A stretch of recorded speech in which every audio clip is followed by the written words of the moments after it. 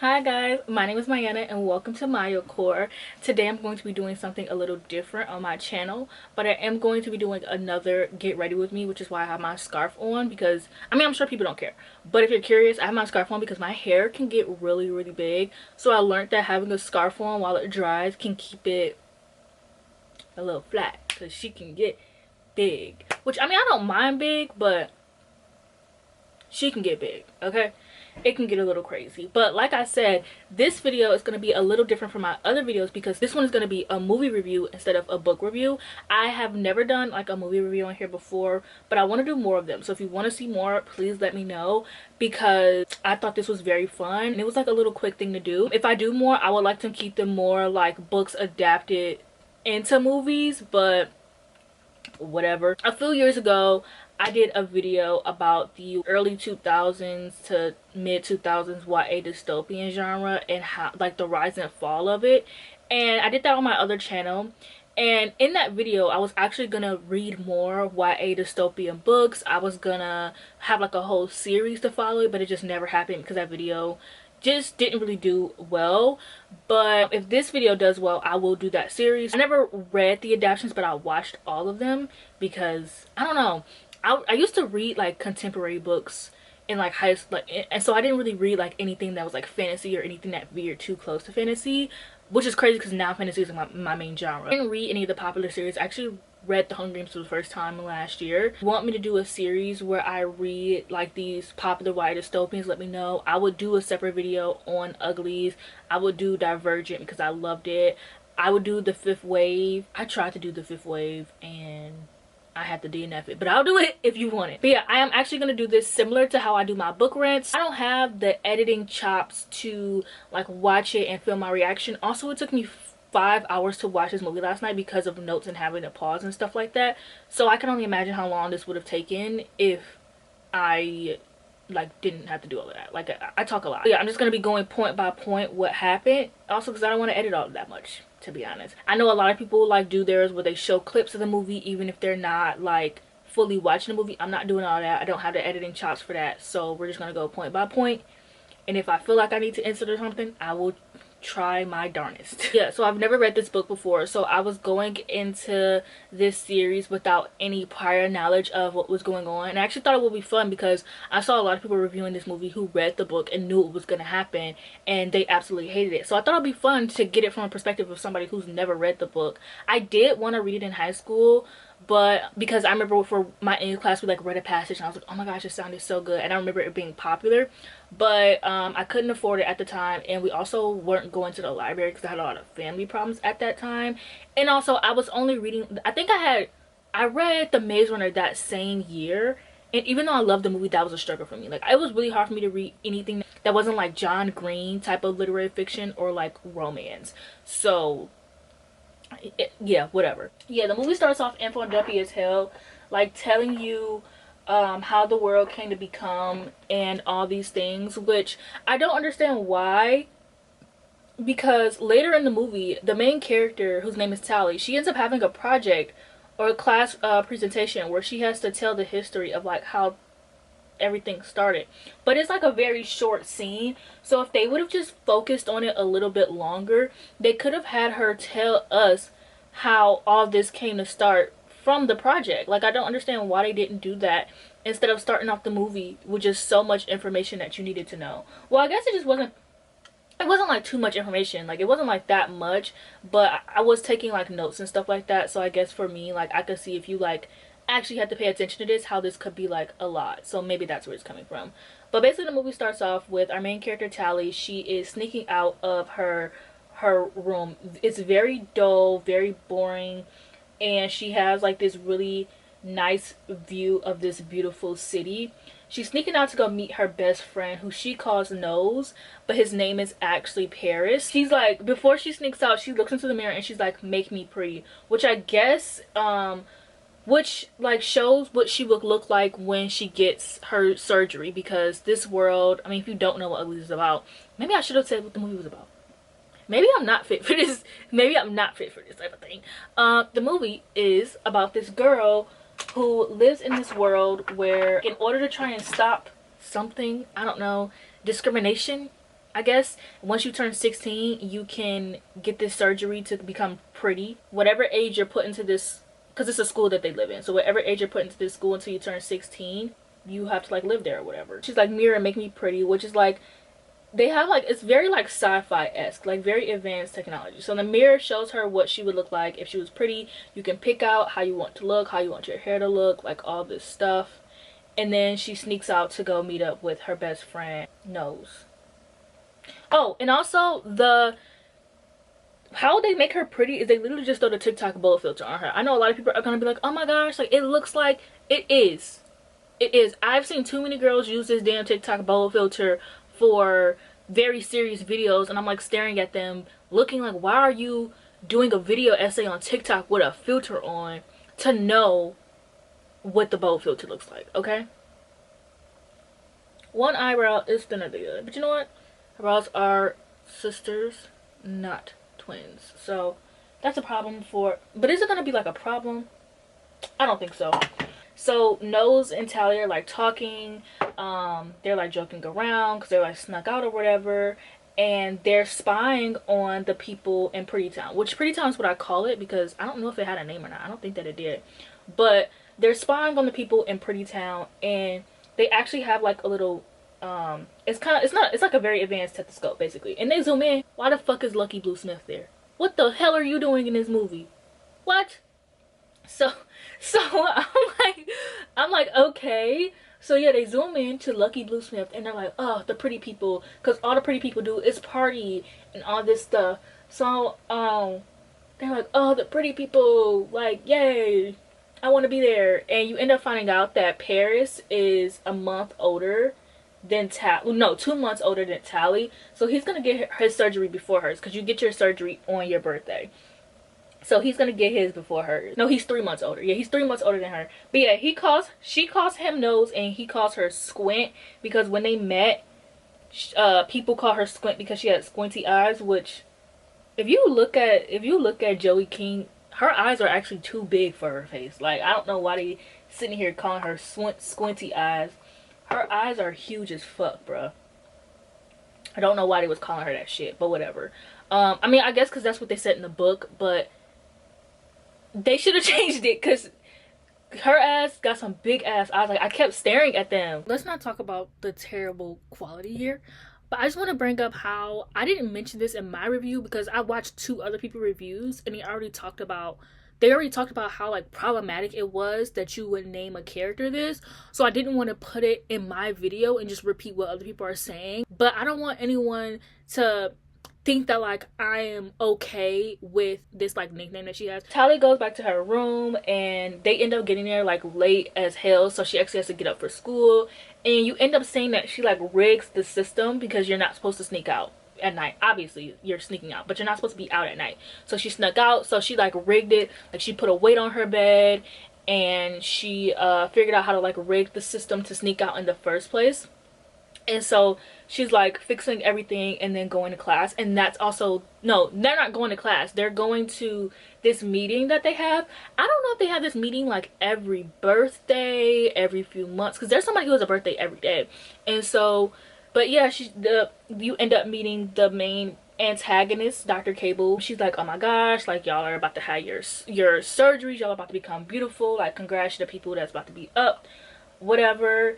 And so there's also 2 characters talking in the background, and they're talking about something called the smoke, and how 2 of their friends had left for the smoke, and how like they just don't know if they made it there or not or whatever. But Tally isn't like friends with these people. One thing you should know about me is I'm the kind of person, and when you watch a movie, I'm like, oh, that's so and so from this, and this. I love movies just as much as I love books, honestly. Me and my sister actually had this thing growing up.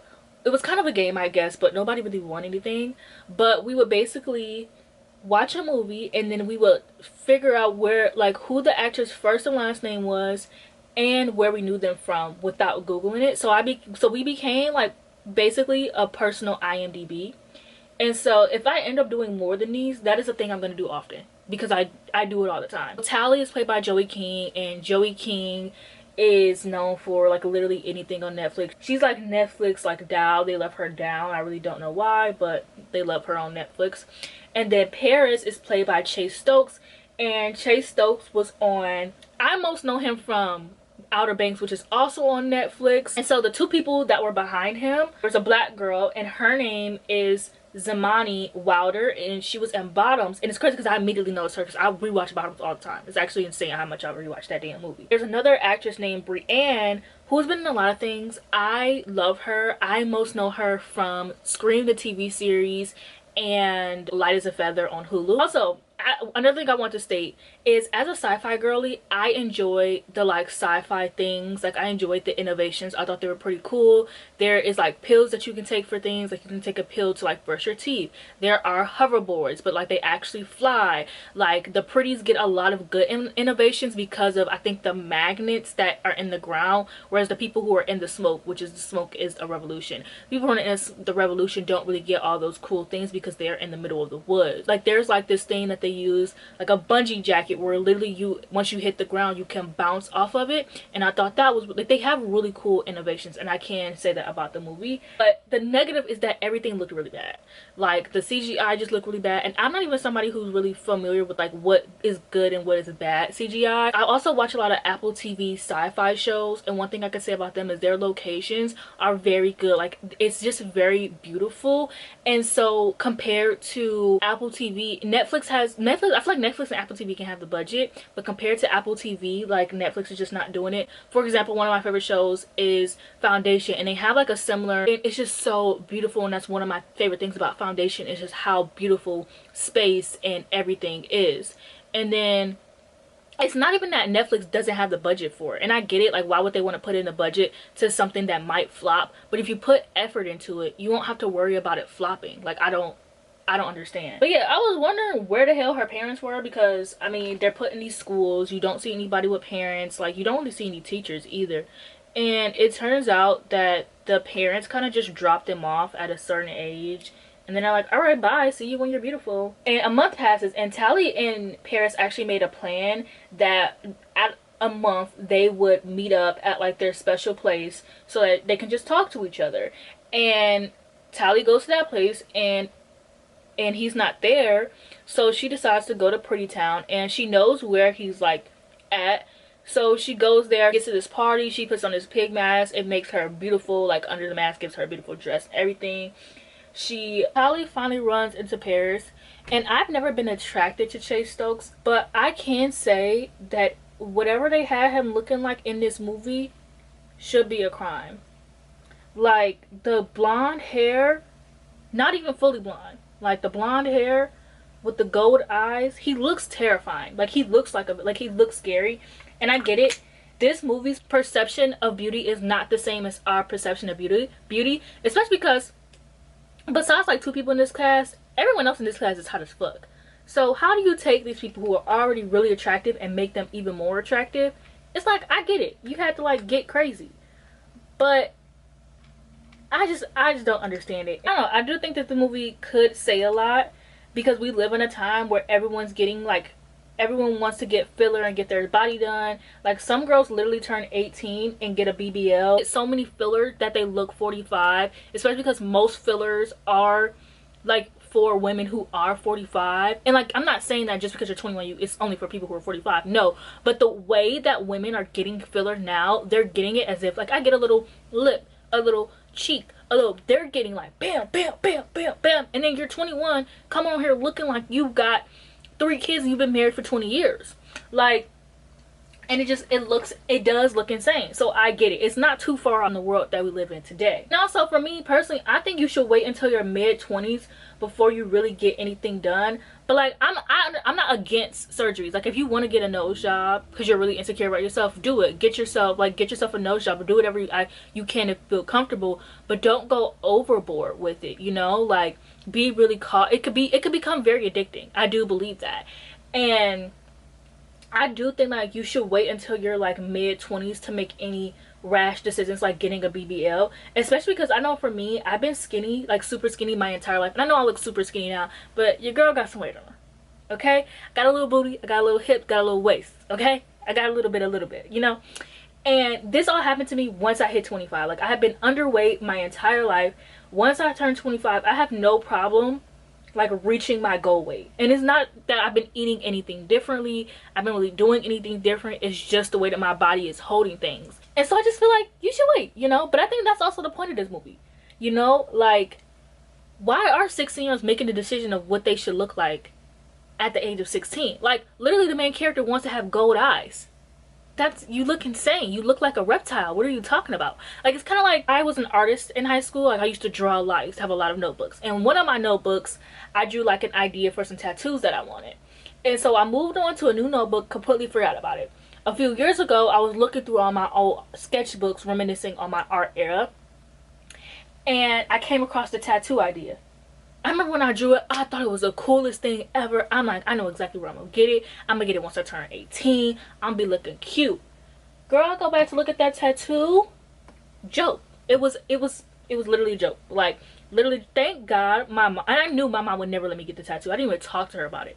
And thank God I knew better, because that tattoo was insane. Like, maybe we should not let children pick things that are going to be on with their body for the rest of their lives. Maybe, but I think maybe that's also the point of the movie. I also think a good movie though wouldn't have you sitting here trying to guess, wouldn't try to have you going through all these like hoops, being like, oh, I think. But anyways, back to the movie.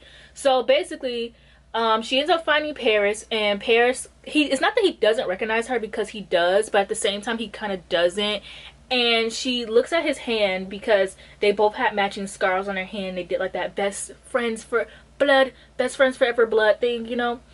And she notices that he doesn't have his anymore.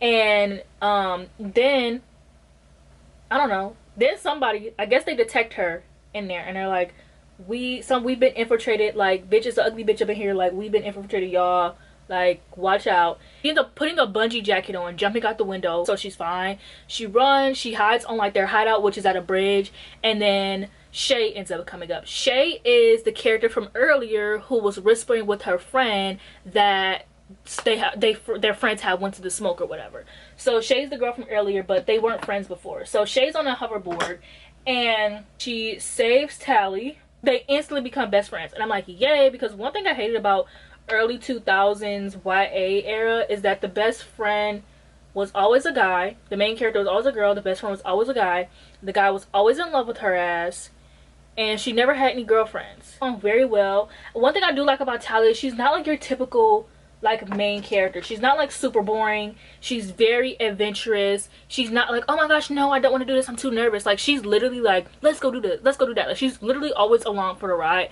and I do like that about her, because usually main characters, especially in this era, were like very like timid and like shy and like, I'm not like other girls, and she wasn't really like that. They ended up becoming best friends. The girl who plays Shay, Brienne, she's never plays a character who isn't a badass. Like, I'm in love with her no matter what she's in, because her characters are always like super fucking cool, and she like hoverboards and she designs things and she's super badass and she's always there for an adventure, and I really like that about her. One thing I hate about this movie though is just how surface level it is. Like, Netflix could have really tried. You can just tell that this is like a throwaway movie, probably for the tax refund, maybe, I don't know. Like, this is definitely a throwaway movie. But anyways, so the technology is so cool. The CGI is just so bad though. But oh, let me not with my blush blindness, because you know I'll go in with some blush. I love blush. Anyways, so that ends up showing Tally how to get to the smoke. Okay.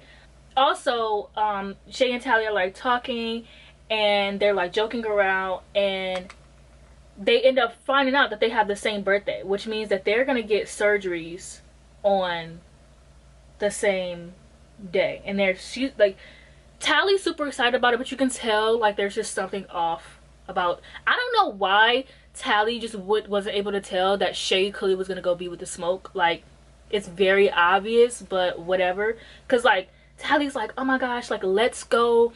Like, I guess like they have a system where you can like add other people and like see what other people want for their surgeries and stuff like that. So she tries to add Shay, and Shay's kind of like, oh, I deleted my account a few months ago.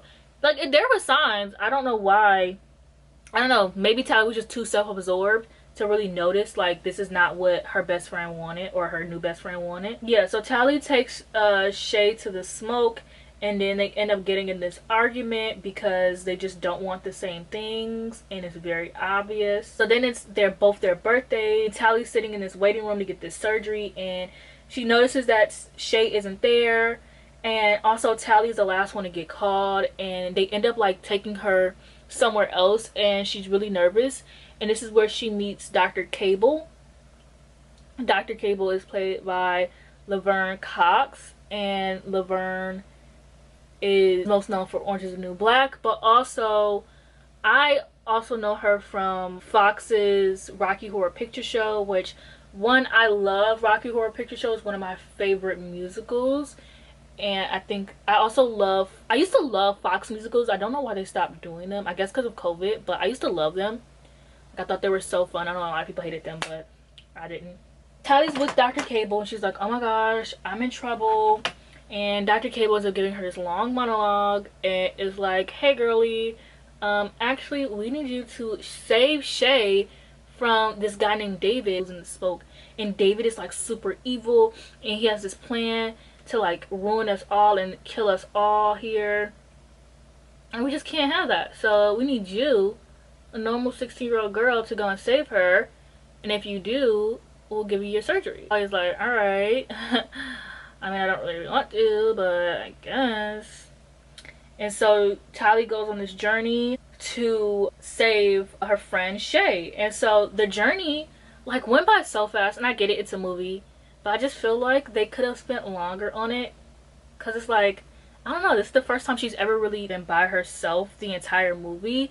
Because even when she was going to look for Paris, yes, she found him and she was by herself on that journey, but it was very quick, and also she ends up becoming friends with Shay from that. So this is like the longest journey that she's had by herself. Traveling in the woods. It also reminded me of The Walking Dead, and it reminded me of one of my favorite arcs in The Walking Dead, when they're all separated and they're going through their journey to find whatever it was, and they're all on their separate journeys, and then in the end they end up like coming together, and you see all their journeys separately, and then they all come together. And I just love, and I love that like walk when they all are like finding each other and meeting up, and then when they get there, it's terrible. I hate that plotline whenever they get there, but the plotline of them being separated, because also the prison was like this is not about The Walking Dead, I'm sorry, but it just reminded me of that. Like her journey alone reminded me of that, because it's dystopian. She ends up waking up to being like the woods or whatever, being on, so like this flowers that she was laying in end up being on fire, and she ends up looking up, and there's a man who saves her, and that man is David. And David is revealed to be Keith freaking Powers. And I know everybody is like, oh my gosh, Keith Powers in a movie called Uglies, this is crazy, which I agree, love him. Keith Powers is most known from my favorite thing that he's been in, which is the New Edition story. I love that. I used to watch that movie all the time. He was also in Straight Outta Compton, and he was also in the MTV show Faking It, which I think Faking is when I first got introduced to him. Then he was in Straight Outta Compton, and then he was in the New Edition story. He was also just in a Netflix movie. So Netflix love hiring people that like they have already worked with, which like real, I can understand. Also though, I do need Keith Powers to stop being casted in these teen roles. He's been a teenager since I was in high school. That was 10 years ago, buddy. We need to get him some adult roles. We really do. Love him down. Keith Powers takes him to like where the smoke is, and it's not actually where they are. It's something that they take people before, because it's still a day out. They're very particular on how you get to the smoke. So here is when you end up being introduced to this guy named Croy. And now Croy is fine as fuck. I don't know what his name is, the actor, but I do know that he was actually in Marvel Runaways. I used to love that show. He was like in like 4 or 5 episodes. Fine as hell. He was mad as hell this whole movie. I didn't give a shit because he was so fine. Also, actually, I was kind of siding with him a little bit. Corey, his name is not Corey, it's Corey. Corey ends up being like, how did she make this journey on her own? Like, very suspicious.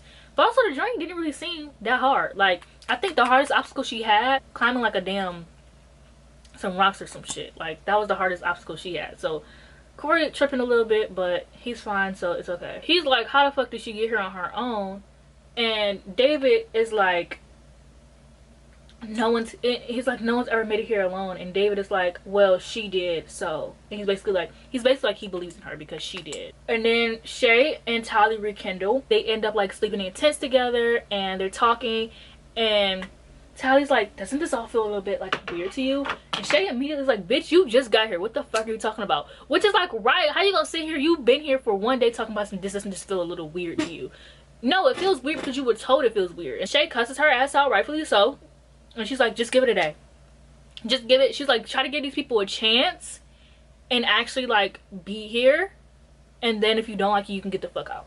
You can go on. And so they agree. Then they end up going on this mission. And on this mission, they're like lighting places on fire because they're got the smoke, so they're lighting places on fire. And when they're lighting something on, so when they're setting something on fire, so they're flying airplanes and they have like this weapon that like sets things on fire from a distance. And so when they're flying, the weapon accidentally knocks Shay out of the plane and onto the ground. So Tally jumps out of the plane and goes to save Shay. And like they call them scouts, but they're basically, which I love how this movie over explains some things but then don't really explain other things. So scouts are basically the pretties. I really don't know what they do though, but yeah. So there's scouts there and they're trying to like take Shay, but then Tally snatches her up and they end up flying back in the plane. And Croy immediately accuses Tally. She's like, how dare you accuse me of something I did? She doesn't say that, but it's like that's how she looks. And it's like, girl, it is because of you, because they were exactly at the spot that you got caught at. She first saw David was like scanning her to see if she had any trackers on her, which he then threw down. So they were exactly, so Corey is not wrong in the situation. That's why I can't be mad at him, because he's not wrong. David is kind of the stupid one here. So then and Shay is like, this is my friend, like don't ever accuse her of trying to do some shit, like you don't know her like I know her, like she would never do that shit. Whole time she actually would do that shit, but whatever. So then I guess David is now in love with Tally because of how brave she is or whatever. But then there's a scene where David is teaching Tally how to shoot a bow and arrow, and he notices there are blisters on her hands. So and then they end up going back, and they're back at, they end up going back, oh, I forgot to mention, at some point they end up making it to the camp like a day out. But Tally and Shay are gathering water, and Shay notices that she has gloves on her hands. She's like, where'd you get that? And Tally's like, David made it for me. Shay gets so mad, you think that she want David herself, and she's like, this isn't like, she kind of just like shady people here, like gives mean things here, like he made that with his own two hands, like gives mean things here. And Tally's like, okay, like I'll give it back. And it's like, no, like just know that it means something here. Then David and Tally are on this walk, like some people say you have a weapon, and David's like, follow me.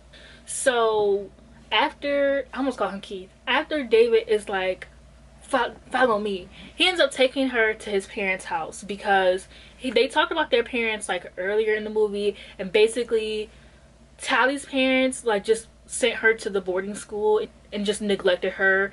The only time they ever checked up on her was to add her on the system where you can see people's like beauty modifications, so they can know like when it was her time to get the surgery. But also if you get it on your birthday and you birthed her, you should know when she's getting it.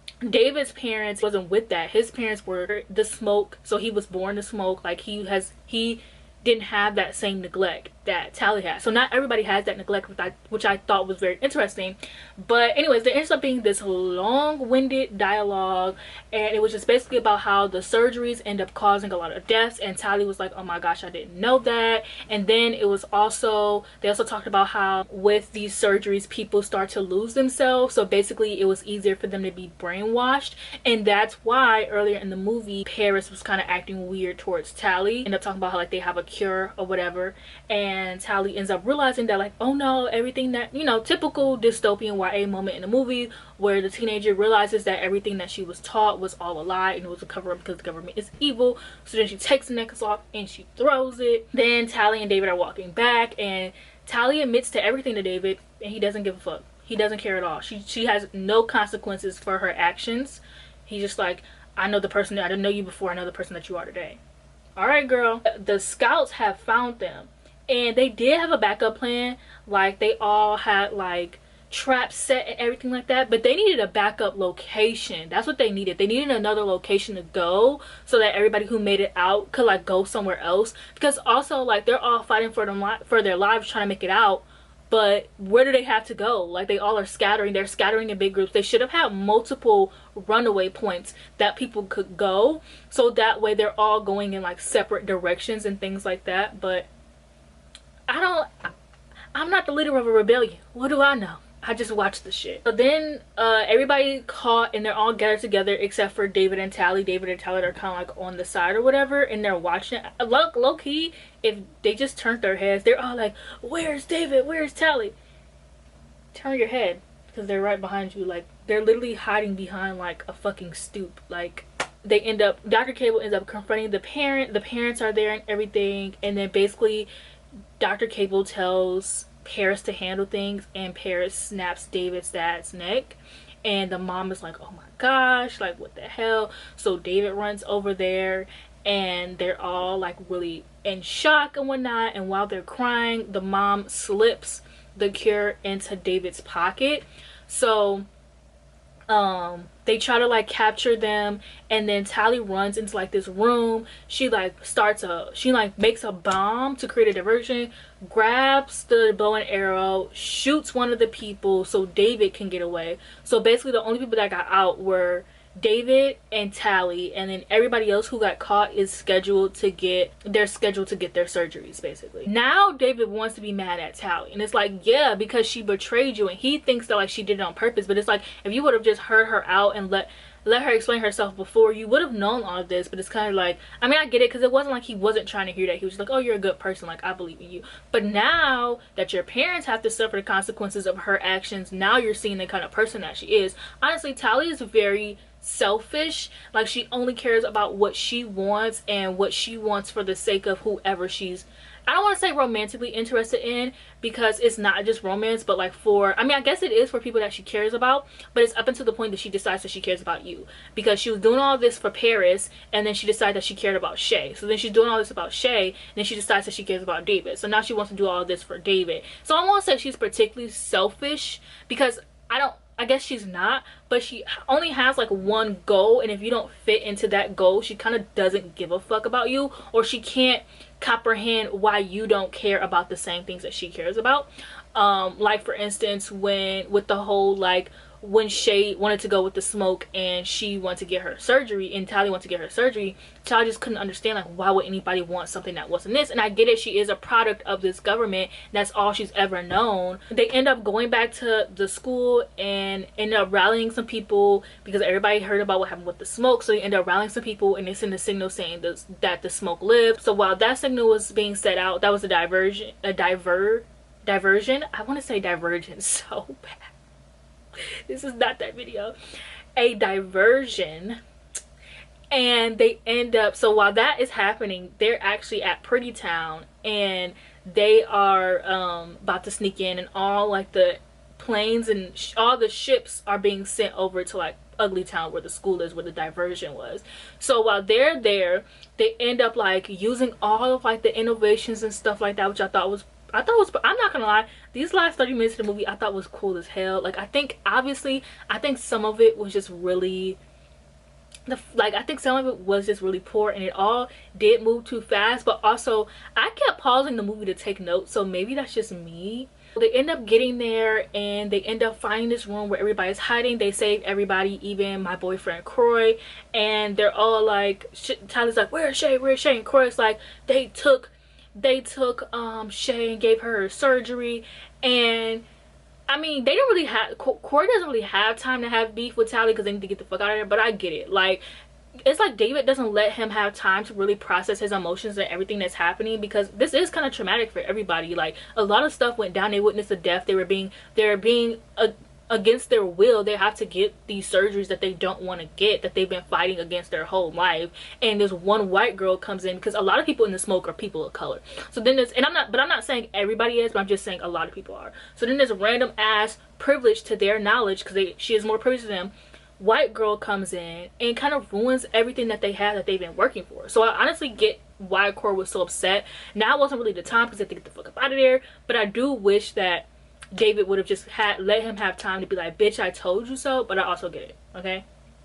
I'm more so just like, my man, let my man speak type of shit. But but that's not here nor there. So then end up finding Shay, and Shay got her surgery, and I'm not gonna lie, she looks so stunning. Like I think the actress is very stunning. The gold eyes, I think Brienne is a very stunning actress. The gold eyes fit her, the bangs fit her. Like, it's not like Chase where his made him ugly. I'm sorry, but like his surgery made him look uglier. I'm not gonna lie to you, okay? It made him, he wasn't really doing it for me before. He really wasn't doing it for me after the surgery. Like, it really fucked him up. But Shay, I was like, oh, was that TikTok sound that goes, oh, blah blah blah, proper name, place name, backstory stuff. That's how I felt staring at her with this surgery. But yeah, so Shay, she's like just different now. She's very like shallow of a person. She doesn't care about all these things she cared about before. Mom, Tally, and David got caught, and so they end up getting scheduled for their surgeries. And right before the surgery starts, Croy's fine ass comes to save the day. He comes blowing shit up. He's like, boo, boo, boo, boo, boo. He comes blowing shit up. And then they get on like top of this building, and it's like Tally, David, the mom, David's mom, and then and Dr. Cable kind of just like disappeared when everything was on fire. You know, when Corey came in and light shit up, it caught on fire. And Dr. Cable kind of saved herself. Honestly, I fuck with Dr. Cable. She's kind of I thought she was a really interesting villain. Yeah, so she disappears. She's like, save myself, not you guys. Interesting. And so they're all on top of the building. Paris is still fighting Dr. Cable's battles, even though Dr. Cable, Christina's gone. Dr. Cable's nowhere to be found. On top of this building, Paris is like, I can't let you guys go. And Tally's supposed to be like, oh my gosh, Paris. She like looks down at his hand, and now he has like a scar again, because now he has a scar on his hand again. David and Paris end up fighting, and then Paris he's hanging off the building, but he hasn't fallen yet. So then he calls her Squint, and when he does, he falls. I don't know, I guess we're supposed to give a fuck about him. I didn't. So then they get somewhere safe, and David's mom says that she got all the stuff that she needed for the cure, because when everything was blowing up, they also were in the room with all like with all the shit in there, right? And so she ends up going to get the stuff she needed for a cure. Not only can she make the cure, but not only can she finish the cure, but she can duplicate it. But they need somebody to test it on because they don't know if it's gonna work or not. So then I forgot who suggested it. I think it was probably Croy, and they were just like, let's test Shay. And Shay doesn't want to do it. And they're like, okay, but we can't test it on her because she's not consenting. I don't want to test on somebody that's not consenting. So then Tally gets the bright idea. Okay, so I'll go get the surgery. You have my pre-consent to give me this surgery. The movie ends and she volunteers herself. And then the movie ends with Shay getting the surgery. And Joey King's character is not like everyone else, because everyone else got like the gold eyes and like they got like different hair. Joey King got the bold face filter. Like, she got like a whole filter, like a whole filter on her face. Very interesting. It's like, I don't know how I feel. I didn't hate it. Like, I see the potential there. Like, if this would have came out during like the height, it had to come out like right before the Maze Runner. I feel like the Maze Runner was like the end of it all. Like, I really stopped watching dystopian movies after the Maze Runner. Well, okay, no, the Fifth Wave came out, but I only watched the Fifth Wave because I was obsessed with Nick Robertson, so I watched it for him. But if it wasn't for him, I wouldn't have tuned in. Okay, I wouldn't watch that shit. And he was only like 5 minutes into the movie, so whatever. But it would have had to come in. It would have to come out right after Divergent, before the Maze Runner, for it to be good, because I feel like this movie wasn't terrible. It just feels like something that should have came out 10 years ago. That's literally it. I do feel like it's very shallow. Like, it doesn't really get into everything, and I do feel like the conversation is just a little bit too late. And like, even when it comes to like the technology, like the hoverboards and stuff like that, like, we've already had hoverboards. Like, hoverboards have came and went. I did think the hoverboards were cool because they could actually fly, but like, hoverboards like were like an obsession for a few years. It already came and it went though. So if this would have came out right before hoverboards, it would have been like, oh my gosh, this technology is so cool. Like, they even have like tablets, and like, tablets weren't that big of a thing back then. Like, it wasn't like now everybody talks about, everybody has an iPad. Well, I don't say everybody, but a lot of people have iPads now. Like, it's really a thing to have iPads, to have tablets, have a Kindle. Like, having technology and stuff like that isn't, having this, like, I wasn't saying it was new back then, but it wasn't as common. Back with my terrible quality. But I just want to correct myself and say that having an iPad or a tablet is a privilege, and I'm not saying that like everybody in the world has one, because there are people who genuinely cannot afford to.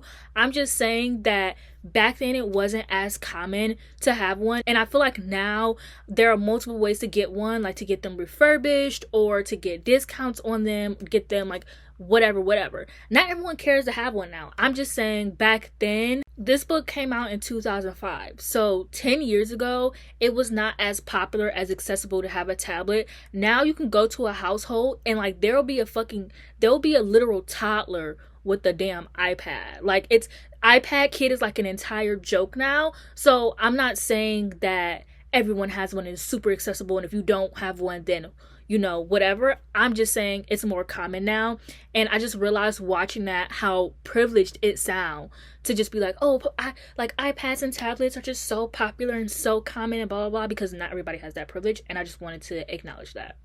So I just think that if it would have came out back then, like even with the technology, it would have been fine. And even with like the CGI and the setting, like it would have been fine. But now that I've seen shows, like we had like Max shows and we've had sci-fi shows from Apple TV, which are such good quality. Like I literally was comparing it to the sci-fi shows I've seen on Apple TV, and it just wasn't good. And I know that Netflix has the money for it. And I just feel like Netflix was so lazy because they wanted to get this out, but they didn't want to put a lot of work into it. They didn't want to give it a lot of editing. They probably honestly just saw it as like a throwaway movie, and then they're like, okay, if it does good, we'll give it a sequel. If it does good, like if it doesn't, nobody's gonna be asking for a fucking sequel to this movie. Nobody, 2 years from now, a year from now, nobody's gonna be like, oh my gosh, where's the sequel to Uglies?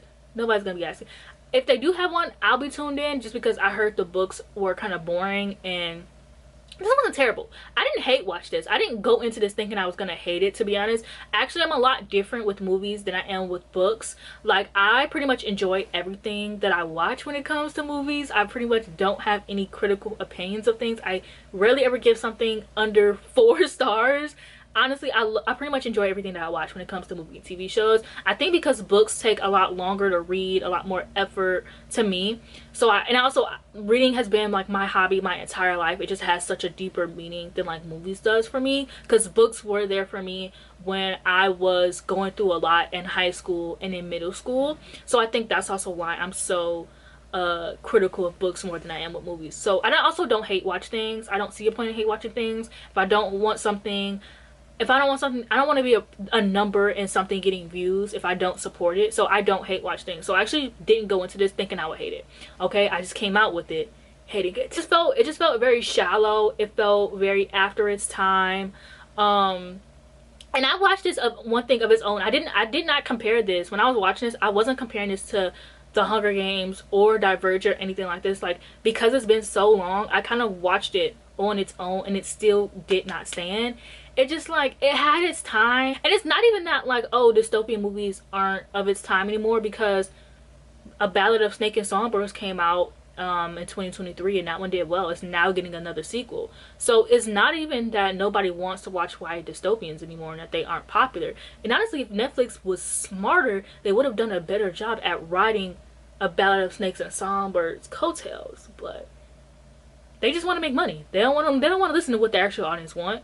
They just want to take your money. My final review is that America needs to stop hating animations. There's nothing wrong with animations. I love animations. This movie would have been perfect as an animation. I think there are some things in this movie that we just couldn't conceptualize with like human lenses and like the human eye, that if we animated it, it would have been a lot better. I just feel like there are some things in this movie that just would have looked a lot more interesting if it was animated. And the style I would prefer would be Into the Spider-Verse, because I love that art style. I think it's so perfect. I think it would have fit. And then it's like, when you look at that movie and like all the art that it has, the coloring that it uses, the way that it tells a story, that would have worked so perfectly with Uglies if Netflix gave a fuck. But the thing is, they don't.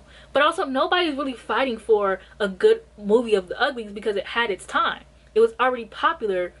It already had its time. It already had its age. So nobody's gonna be sitting here fighting for better. It's just like lost in it. It's gonna be lost in the sauce, and I just think that's so crazy. Like, this is gonna be a movie that either we talk about in years and we're just like, damn, that movie sucked, or we never talk about it, rightfully so. So yeah, that was it for this video. Let me know if you want to see more of these, because it was actually really fun and really quick to just sit here, take some notes, watch a movie, and then come here and film a video. And I ended up giving it like 1.5 star. I gave it 1.5 star on Letterboxd. If you want to follow me on Letterboxd, I'll leave a link down below. If I forget, just remind me.